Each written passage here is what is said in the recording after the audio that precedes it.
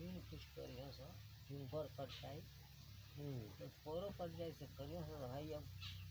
2-4 कट्ठा चाहे 10 कट्ठा चाहे 15 कट्ठा होइबे करी तो वो जो लिख के साफ दे दिया तो साफ तो उनका कबे के लिखा साफ के बाद कुछ पूछी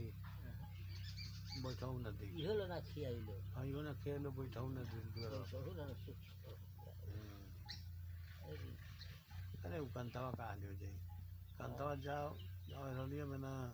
तो पूरा अरे कांता बाबू आगे ले ले पानी पिया जाए तो पूरा रसगुल्ला है कंतवा जब खेतवा लिख दिया ना ओकर बाद तो अब केहू ना पूछला पानी पियो सुखलू तो गुरु खइबा कोई नाम ना रखे तो जो ना लिख रहा था पूरा रसगुल्ला खइला ओकर बाद केहू ना पूछला कंतवा पत्थराला अब कहला पहचाना होता हाँ एकदम जरिया की ससुरा का 4 बीघा जमीन बढ़िया खेत रहे अरे एकदम